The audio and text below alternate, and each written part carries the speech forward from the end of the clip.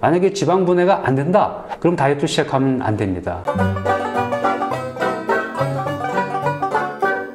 안녕하십니까. 똑똑한 다이어트 정석 김상만입니다. 이번 시간에는 그 다이어트를 위한 준비 첫 번째, 나는 지방을 분해할 수 있나에 대해서 이제 설명을 드리겠습니다.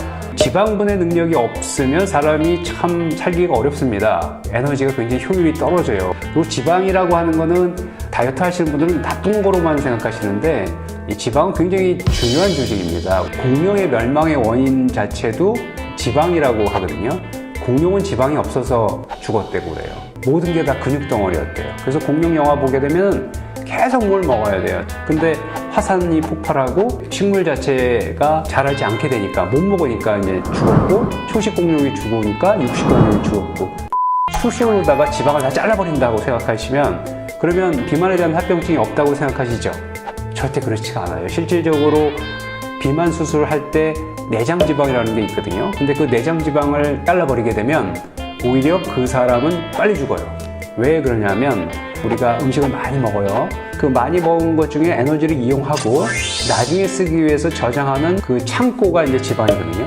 근데 그 지방이 만약에 없으면 우리 몸의 혈관은 얼마나 지저분하게 될까요? 그래서 함부로 지방을 자를 수가 없어요. 근데 여러분들은 무조건 지방이 없으면 되지, 지방이 없으면 되지 하지만, 지방은 있긴 있대. 그 크기를 줄이고 다음을 대비하게 하고, 대신에 이제 그 전제 조건이 뭐냐 하면은, 우리 몸에서 에너지가 부족할 때 그 지방을 쓸 수 있는 능력이 있어야 돼요. 자, 이 그림을 보시면 지방이 있고 탄수화물이 있고 단백질이 있고, 이것을 우리가 3대 영양소라고 하는데, 이 중에 하나라도 없으면 우리 몸은 정상적으로 유지할 수가 없어요. 우리가 가장 에너지로 쉽게 사용하는 건 탄수화물입니다. 이 탄수화물은 그 다음에 이제 그 단백질 중에서 당을 만드는 그 당 단백질이라고 있어요. 그 단백질을 또 에너지로 그 다음에 쓰게 되고, 그 다음에 이제 지방을 쓰게 되거든요. 그래서 이 순서대로 빠지기 때문에 다이어트가 힘든 거예요. 이 지방을 처음부터 쓰면, 우리가 굶으면 처음부터 지방이 분해가 되는데, 우리가 굶은 다음에 바로 지방이 분해되지 않아요.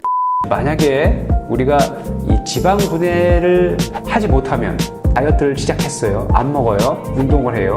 그러면은 지방을 에너지를 못 쓰니까 내 몸에서 써야 되겠죠. 단백질을 써야 되고, 탄수화물을 안 먹으니까 없겠죠. 지방을 분해를 못하니까 뭘 쓰게 되겠죠? 우리 몸의 근육을 에너지를 쓰기 때문에 다이어트를 하면 할수록 계속 근육이 빠지게 되고, 그게 요요 현상의 지름길이 되는 거거든요. 만약에 지방 분해가 안 된다, 그럼 다이어트 시작하면 안 됩니다. 그래서 이 지방 분해를 어떻게 하는지를 아는 방법이 중요한데, 그게 바로 케톤이라고 하는 건데, 이 지방은 탄소가 굉장히 많이 있어요. 그래서 그 탄소를 우리 몸에서 이제 에너지를 쓰게 되는데, 지방이 분해가 많이 되게 되면 탄소 고리가 2개가 되는 게 너무 많아지잖아요. 그랬을 때 탄소 고리가 4개가 되는 게 있어요.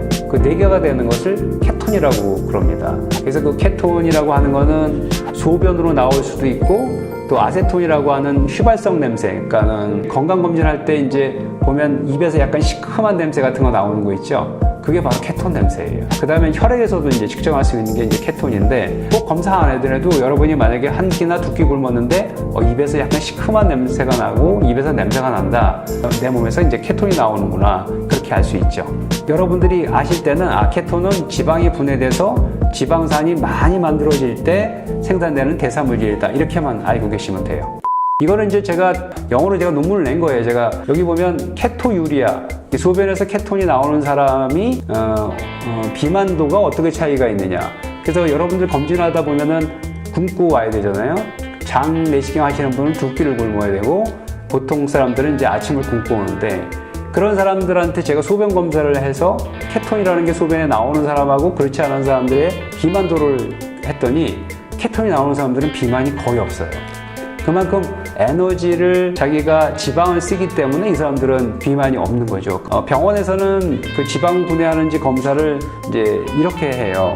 이렇게 다 병원에 와가지고서 볼 수는 없는 거 아니겠어요? 그래서 현대적으로 나온 방법이, 아까 제가 시큼한 냄새를 측정하는 그런 방법이 있어요. 우리가 그걸 케토스캔이라고 하는데, 스마트폰하고 연결되어 있기 때문에 이걸 스마트폰에 연결해서 불면 나오는 그런 방법이 있는데, 이게 이제 우리나라에서도 이 제품이 나왔더라고요. 이런 기구를 통해서 불게 되면 그 케톤이 자기가 얼마나 나오는지 이렇게 보는 거죠.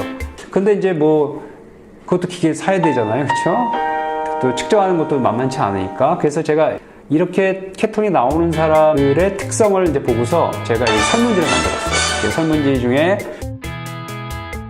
이런 특성을 갖고 있는 사람들은 지방 분해를 못하는 사람들이에요. 그럼 난 지방 분해 못하면 나 다이어트 하지 말아야 돼? 그건 아니에요. 그건 아니고 지방을 분해를 못하면 그 원인을 파악해서 또는 지방을 분해할 수 있는 어떤 음식, 식사 방법 이렇게 하면 또 극복을 할 수가 있어요. 병원에서는 이제 이렇게 해요. 만약에 지방 분해가 안 된다 그러면 원인 분석을 하는데 대표적인 게 이제 호르몬이에요. 그 지방 분해를 억제하는 인슐린이 많은지 아니면 지방 분해를 시켜주는 호르몬이 적은지 이런 걸 검사를 해봐야 돼요. 어느 날 갑자기 지방 분해가 안 될 때가 있어요. 왜 그러냐면은 식사를 너무 제한하다 보면 지방 분해를 활성화시켜주는 비타민과 미네랄을 안 먹게 되잖아요. 그러다 보면 그 지방 분해를 하는 그런 효소의 활동성이 다 떨어져. 그래서 굶는 다이어트는 절대로 되지 않아요.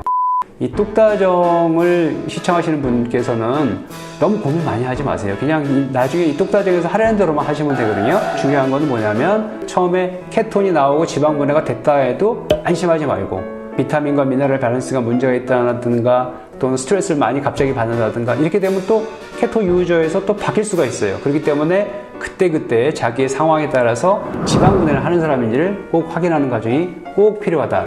이상입니다. 감사합니다.